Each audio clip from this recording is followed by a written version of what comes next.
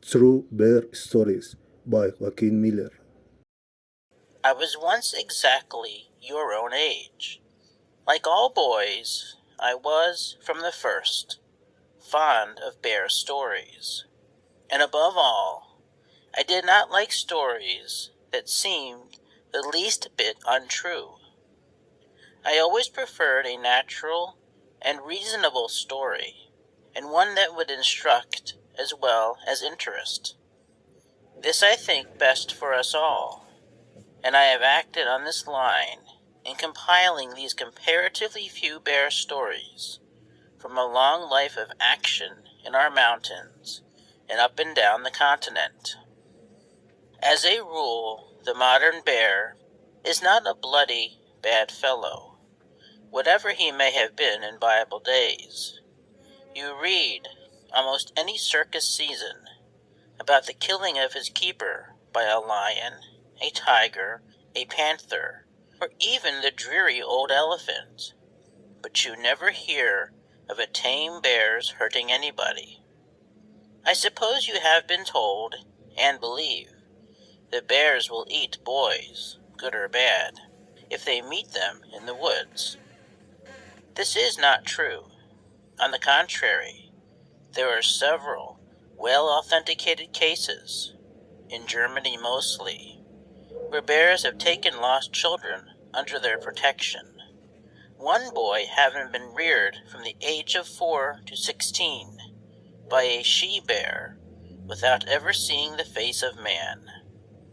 I have known several persons to be maimed or killed in battles with bears, but in every case, it was not the bear that began the fight.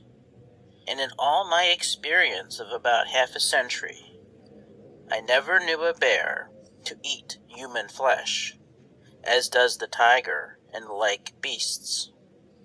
Each branch of the bear family is represented here, and each has its characteristics. By noting these as you go along, you may learn something not set down in the school books.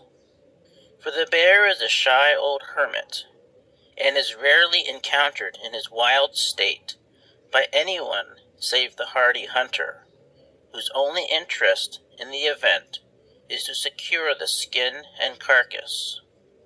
Of course, now and then, a man of science meets a bear in the woods, but the meeting is of short duration. If the bear does not leave, the man of books does, and so we seldom get his photograph as he really appears in his wild state.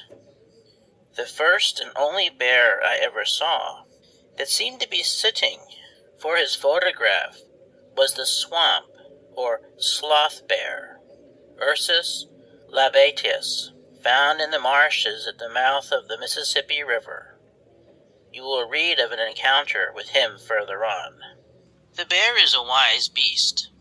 This is perhaps because he never says anything.